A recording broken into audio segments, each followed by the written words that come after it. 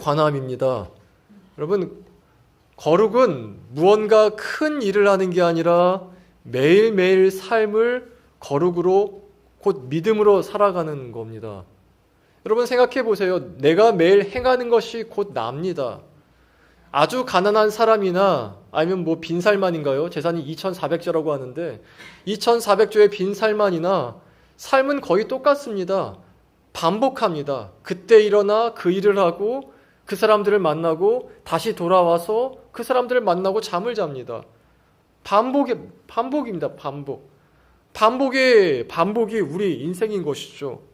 여러분, 거룩은요, 바로 여기서 시작합니다. 매일 반복하는 나의 삶이 무의미하고 지겹다면요, 그 삶은 무의미하고 지겨운 삶이에요. 매일 반복하는 것이 나는 힘들면 그 삶이 힘든 삶입니다. 그러나 매일 반복하는 것이 기쁘고 평안하다면 그것은 기쁘고 평안한 삶이죠. 더 나아가서 매일 반복하는 것이 내 사명이라고 생각한다면은 그 삶은 사명에 충성하는 삶인 것이에요.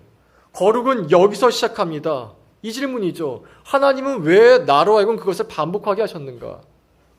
하나님은 왜 나로 하여금 그 사람들을 반복해서 만나게 하셨는가? 이건 과연 무슨 의미인가? 무슨 의미인가?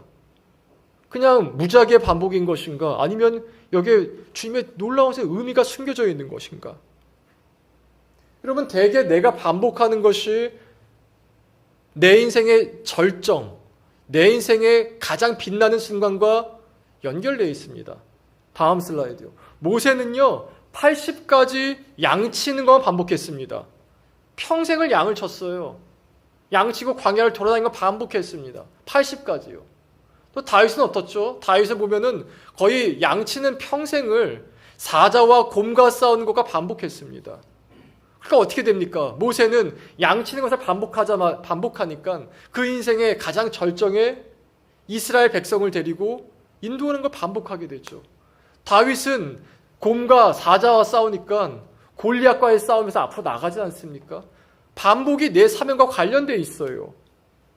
여러분, 그러므로 내 일상에 충성하는 것이 곧 하나님께 충성하는 것입니다.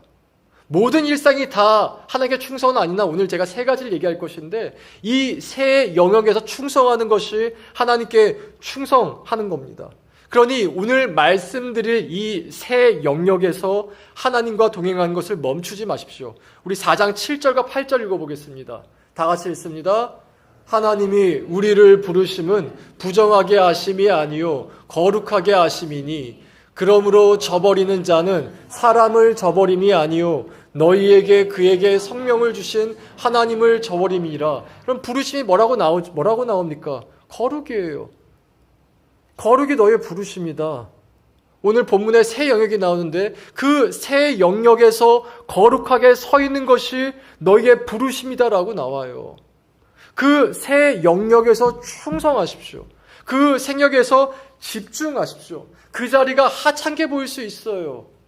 그 자리가 작게 보일 수 있어요. 여기 내가 왜 있어야 되지 이럴 수 있습니다. 그러나 그 자리를 저버리는 것이 하나님을 저버린다라고 써 있습니다.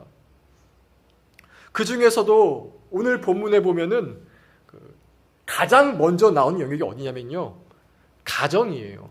지난주 본문인데 우리 3절과 4절 읽어보겠습니다. 다 같이 읽습니다.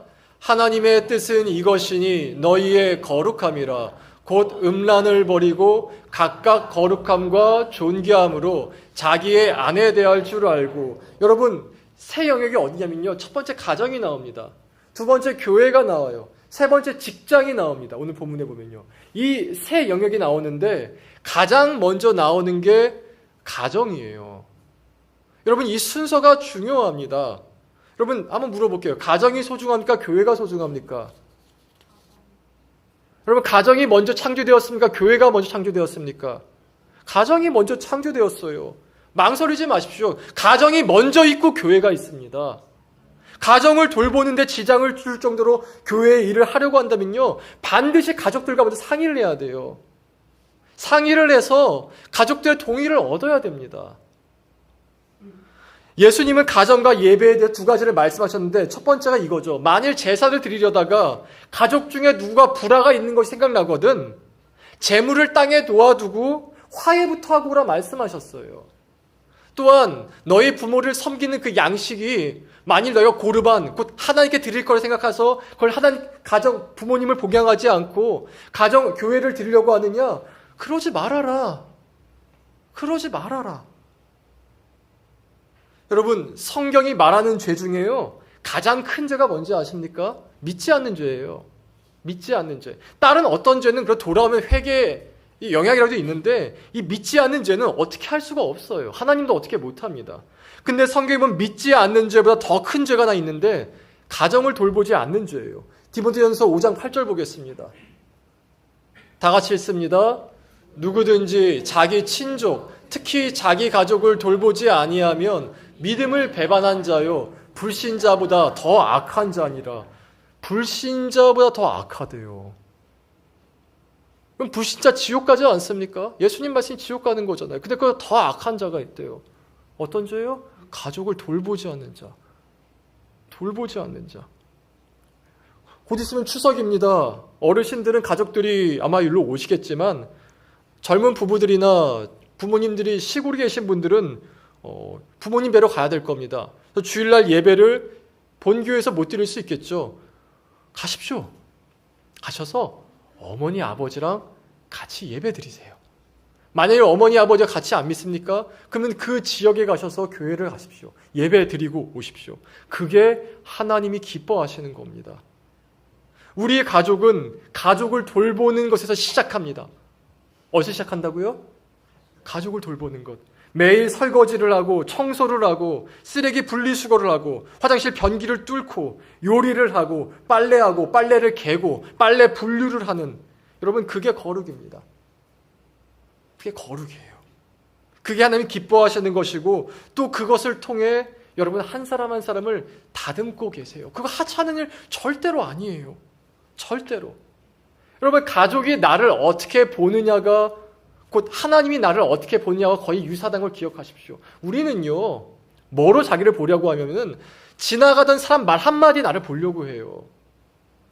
제가 지난주 말씀드렸죠. 지난주에 어떤 분이 저한테 아유 목사님 왜 이렇게 흰머리가 많이 늘었어요. 그러니까 자존감이 떨어지더라고요. 나는 왜 이렇게 생각이 많을까? 왜 이렇게 생각이 많을까? 생각이 좀 없어야 되는데. 생각이 좀 없어야 되는데. 또 어떤 분은 저한테 말씀하시기를 목사님 왜 이렇게 교회가 전도를 안 해요? 나는 아메바야. 나는 지렁이야. 나는 콩벌레야. 왜 전도를 안 할까? 전도를 안 할까? 요즘 전도 못 했거든요. 한동안 더워가지고. 나가가 미칠 것 같더라고요.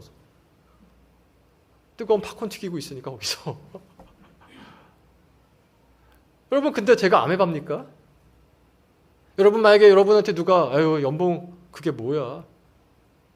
이러면 여러분 확 떨어집니까? 되게 떨어져 해요. 너는 왜 이것도 못하니? 너는 왜 저것도 못하니? 지나가는 사람 말 한마디에. 아니에요, 여러분. 하나님이 나를 어떻게 보고 있는가를 진짜 궁금하면요, 여러분의 자녀가 여러분을 어떻게 보는지 한번 생각해 보세요. 집에 가셔서 아무리 직장에서 힘들고 아무리 밖에서 괴로운 일이 있다 할지라도 집에 가셔서는요, 웃으세요. 웃으시고 잘 대해주세요. 저도 되게 못해요. 저도 목사님들이 어떠냐면은, 저도 목사인데 집에 가면 잘 안 웃어요. 너무 힘들어서. 저희 자녀들이 저한테 한 말이 있습니다. 왜 아빠는 교회에서만 웃어? 부끄러운 말이죠. 제가 그거 보고 그 말 듣고 아직도 이렇게 가슴에 남아요. 내가 이런 사람이었구나. 난 교회에서만 웃는 사람이었구나. 여러분, 거룩을 매일 쌓아가는 것. 하나님이 내가 어떤 사람인지 제일 잘 드러나고 또 거룩을 만들어가는 것은요, 여러분의 가정이에요. 아무리 직장에서 안 좋은 소리 듣다가도 집에 가서 아이와 놀아줍니까? 하나님 칭찬하세요. 내가 너에게 너희 자녀를 맡겼어. 내가 너에게 너희 배우자를 맡겼어. 그게 거룩 쌓아가는 가장 중요한 첫 번째 단계입니다. 거꾸로 여러분, 자녀분들은 부모님께 얼굴 보이는 게 첫 번째죠. 부모님 보고 웃으십니까? 인상 찡그리십니까? 저는 되게 인상 많이 찡그리더라고요. 절 보니까. 바꾸려고요. 일부러도 웃으려고요. 그게 거룩을 쌓아가는 제일 중요한 데예요. 세상에서는 잘 놀아주는 것, 돈 많이 버는 것, 직장에 성공하는 것, 성취. 하나님은 정반대예요. 너는 가정에서 어떤 사람이니? 가정에서 저는 빨래하는 사람인데요. 너희를 통해 가정이 깨끗해지고 있구나. 전 요리하는 사람인데요. 너를 통해 먹이고 있구나. 이런 목회자가 제일 가까운 직업이 요리사입니다. 신학책에 보면은 먹이는 사람, 말씀을 먹이는 사람, 매주 요리해서 먹이는 사람. 가정에선 여러분이 요리사. 너는 어떤 사람이니? 전 놀아준 사람이요. 네가 관계부장이구나. 교회에서, 가족에서. 하나님 보시기에 왔답니다. 그걸 쌓아가세요. 그걸 쌓아가세요. 이번 추석 때 내려가셔서 내려가기 전에 얼굴 단장하시고, 뭐 단장이가 뭐 두껍게 화장하는 얘기가 아니라 웃으시고 축복해 주시고 기도해 주시고 그런 은혜가 있길 진심으로 기원합니다. 그리고 그렇게 살기 위해서 교회에서 사랑을 배워야 돼요. 교회에서. 여러분, 우리는 사랑이 없습니다.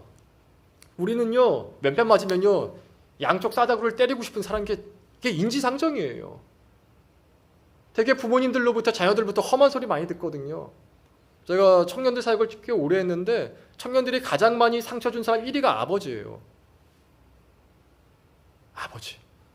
그 다음에 교회 목사님. 죄송합니다. 전 둘 다네요. 근데 거꾸로 여러분, 사랑을 배우는 것도 교회에서 배워요. 우리 요한 1서 좀 외웠으면 좋겠는데 4장 19절 읽어보십시다. 다 같이 읽습니다. 우리가 사랑함은 그가 먼저 우리를 사랑하셨습니다. 우리에게 사랑이 있는 이유는 하나님이 먼저 우리를 사랑을 주셨기 때문이에요. 이게 채워져야지 나도 사람을 사랑할 수 있어요. 여러분 다 알잖아요. 가족 소중한 거.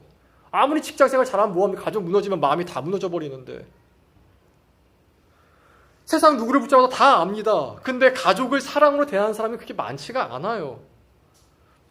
또 가족들 중에 어떤 사람이 갑자기 변해가지고 쌍욕을 한다든지 손찌검을 한다든지 갑자기 술을 거나게 마셔가지고 와가지고 내가 잘못 살았어 이런다든지 뭐 생떼를 부리고 친구를 잘못 사귀어가지고 이상한 짓을 한지 않나. 또 갑자기 보니까 어느 날 천재지변에 있어가지고 막 희귀병에 걸려서 뭐 몸이 아파해요. 마음이 아파요. 이런 것도 있죠. 근데 이런 것들 겪다 보면 어떻게 됩니까? 내가 지쳐요. 가족 담당이가 지쳐요. 밥 해주기도 지치고 요리하기도 지치고 그냥 지쳐요. 가족을 돌보기보다 내가 나 자신을 돌보고 싶어 합니다. 근데 이때 가족이 손을 놓으면 어떻게 되죠? 와르르 무너집니다. 한 번에 와르르 무너지게 돼요. 만들어지는 건 쉽지만 무너지는 건 일순간이죠. 그럼 어떻게 해야 됩니까? 그 방법이 교회와 예배 생활이에요. 하나님께 사랑을 받고 공동체 안에서 사랑을 배워야 해요. 여러분 저도 그래요. 저도 사랑을 배운 것이 교회 공동체 아니었어요. 사랑과 사람을 배운 것도 교회 공동체 아니에요. 이렇게 하면 상처받는구나. 이렇게 말하면 저 사람이 힘들어하는구나. 이렇게 말하면 격려받는구나. 저는요. 야, 너 얼굴 좋아 보인다 그러면 여자들이 좋아할 줄 알았어요.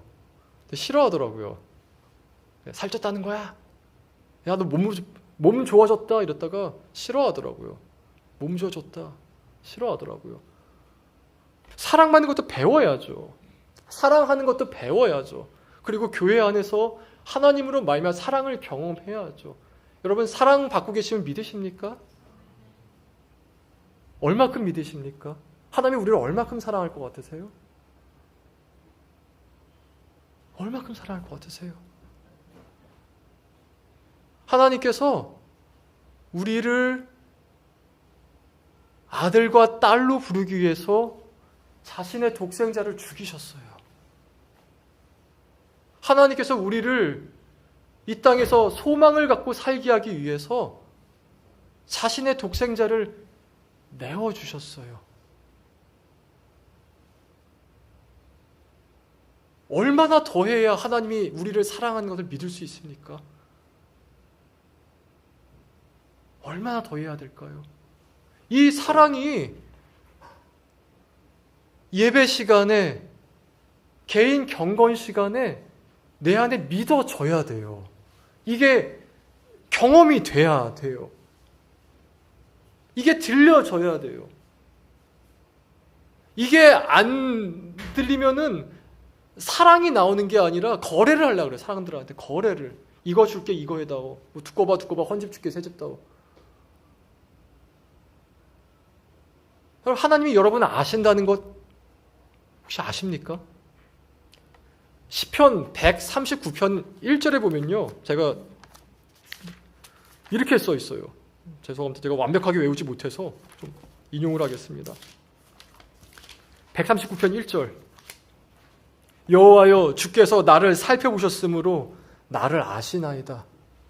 여호와여 주께서 나를 살펴보셨으므로 나를 아시나이다. 주님 우리 살펴보고 계세요. 관찰하고 계세요. 그래서 말씀하세요. 내가 너를 안다. 내가 너를 안다.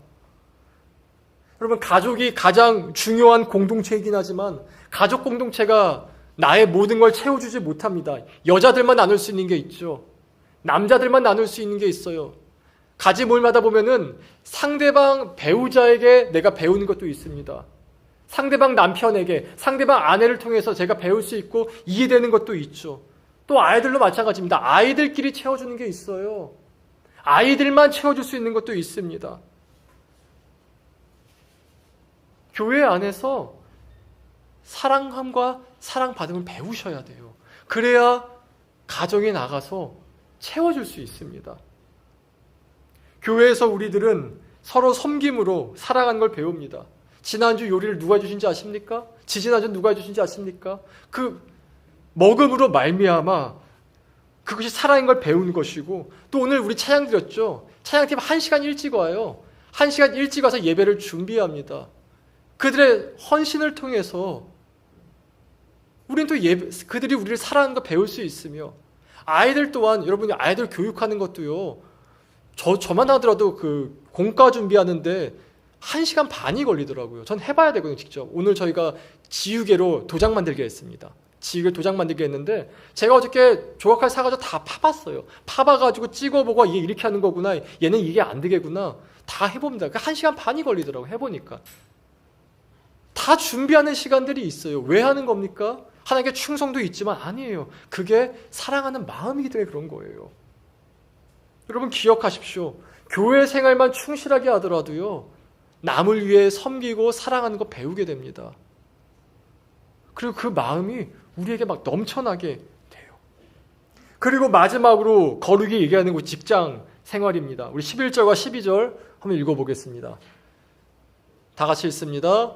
또 너희에게 명한 것 같이 너희 손으로 일하기를 힘쓰라. 이는 외인에 대하여 단정히 행하고 또한 아무 궁핍함이 없게 하려 함이라. 거룩을 마지막으로 시험되는 곳이 직장입니다. 거룩은 직장에서 시험돼요. 쌓아가는 게 아니라 드러나는 거죠. 직장에서 거룩을 쌓아가는 방법은 조용히 자기 일을 하고 내 손으로 일하기를 힘쓰라라는 겁니다.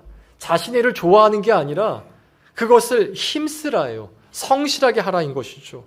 여러분 자신의 일을 좋아하는 사람은 많지 않습니다. 그리고 어떤 일들은 사람들에게 치이는 일들도 있고 또 어떤 일들은 자기가 보기에 가치 있어 보이지 않거든요.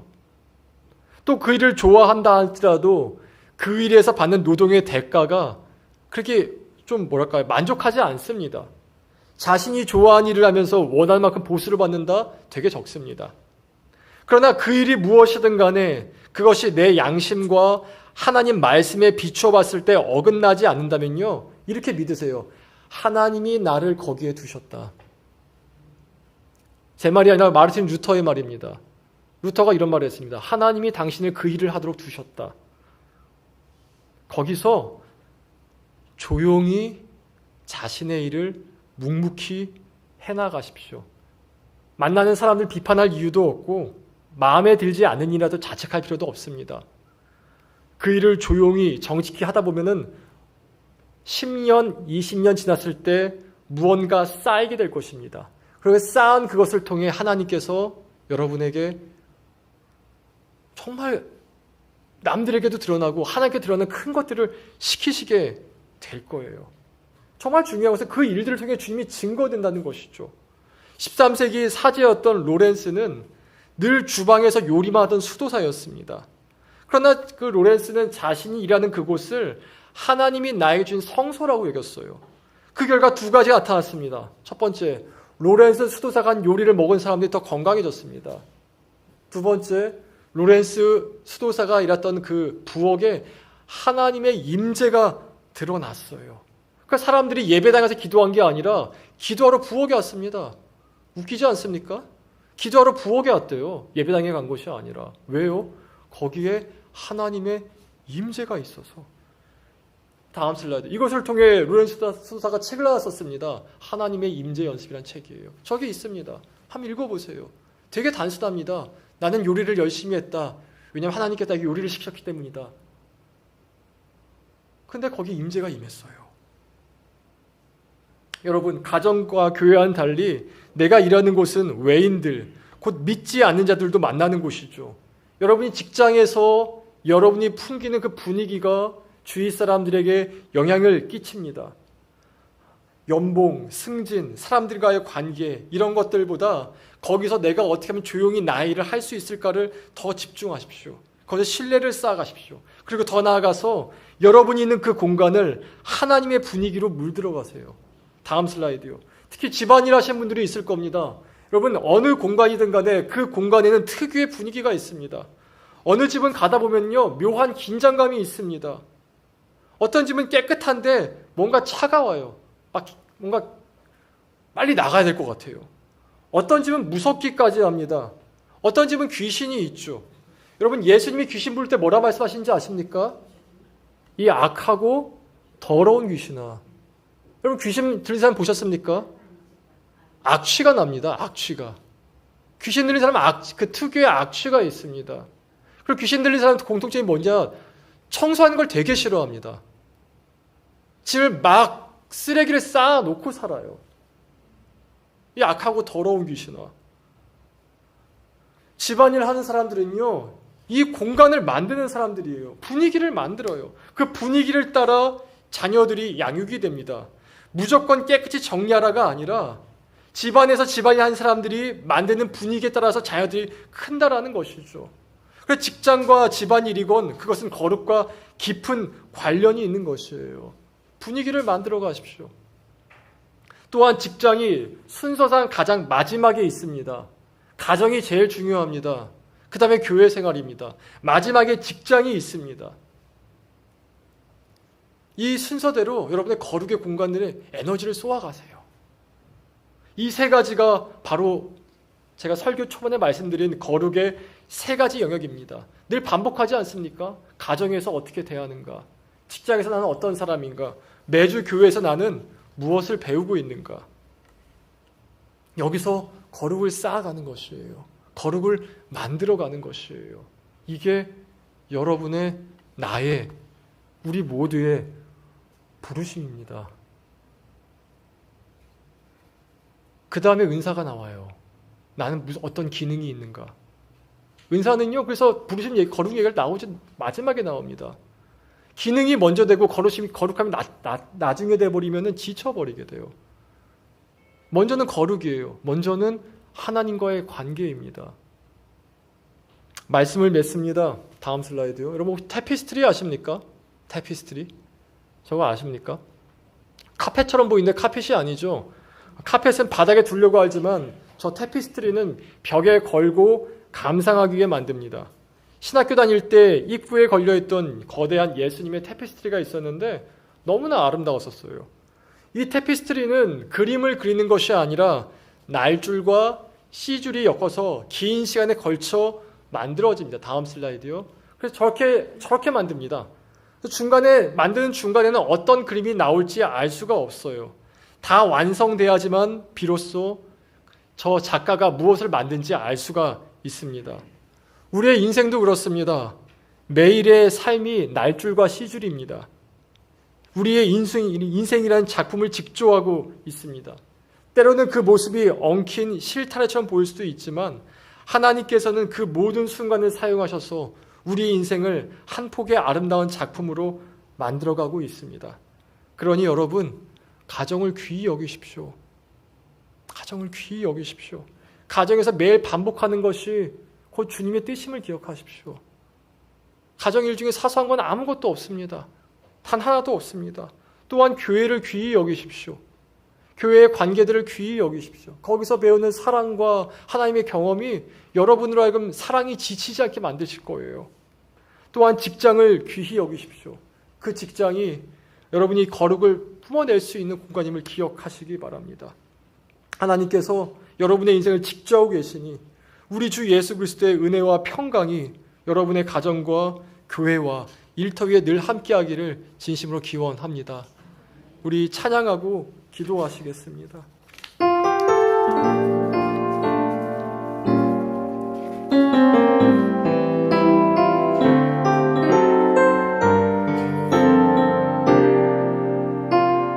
나는 하나님을 예배하는 나는 하나님을 예배하는 예배자입니다. 내가 서 있는 곳 어디서나 내가 서 있는 곳 어디서나 하나님을 예배합니다. 내 영혼 거룩한 은혜를 향하여 내 마음 완전한 하나님 향하여 이곳에서 바로 이 시간 하나님을 예배하니. 다시 한번 하십시다. 나는 하나님을 예배하는 나는 하나님을 예배하는 예배자입니다. 내가 서 있는 곳 어디서나 내가 서 있는 곳 어디서나 하나님을 예배합니다. 내 영혼 거룩한 은혜를 향하여 내 마음 완전한 하나님 향하여 이곳에서 바로 이 시간 하나님을 예배하니. 내 영혼 거룩한 은혜를 향하여 내 영혼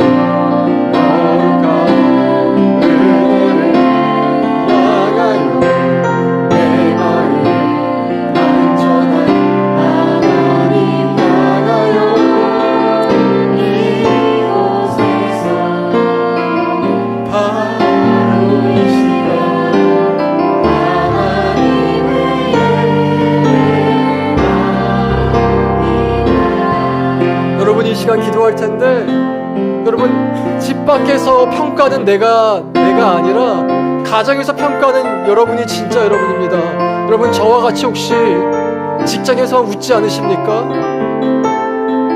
집 밖에 나가야지만 웃고 떠들고 기뻐하지 않으십니까? 무너진 겁니다. 마음이 무너진 거예요. 가정에서의 나가 진짜 나입니다. 아무리 집 밖에서 유쾌하고 즐겁고 행복한 사람이라 할지라도 가정에 들어와서 온갖 짜증과 분노를 일삼는다면은 그게 그 사람 진짜 모습이에요.